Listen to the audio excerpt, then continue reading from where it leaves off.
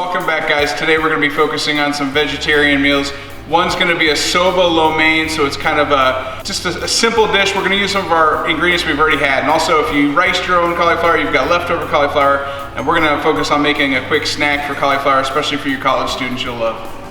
Okay, what we have in the bowl is our cauliflower, a little bit of oil, salt, and pepper. And we're just going to toss those ingredients together a little bit before we put them in the oven at 400 degrees. We're going to roast them off so they get nice and tender, a little bit of golden brown on them. Okay, so what we basically have here is a whole bunch of leftover ingredients from other recipes. You've got some leftover soba from your soba salad. We've got some spinach from that same salad. Onion, which we've used a couple times. Tomato. The only new ingredients, what we found in the refrigerator, were some carrots that we're going to throw inside this Soba LoMein. We've got a little bit of green onion too if you have it. If not, the onion's plenty of flavor. You're going to use some regular oil, some soy sauce. And if you have sesame oil, that's a little added bonus toward the end, and sesame seeds to garnish.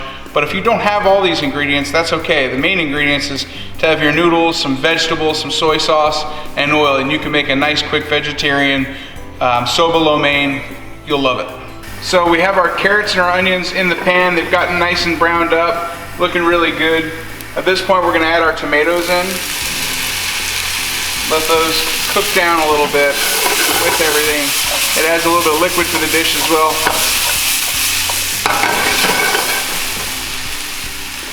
Once your tomatoes are in there, just for a few seconds, they get nice and wilted, broken down.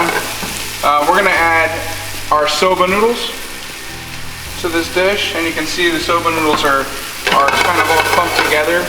And what'll kind of break them up a little bit is to put your soy sauce right between them there.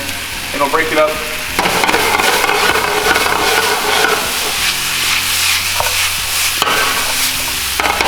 Toss your soba noodles a little bit, and that soy sauce will reduce down and really season everything really nice.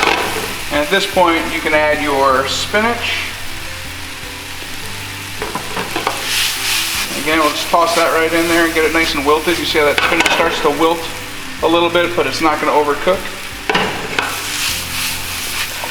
And just before you're done, this is where we add just a teeny bit of sesame oil for flavor.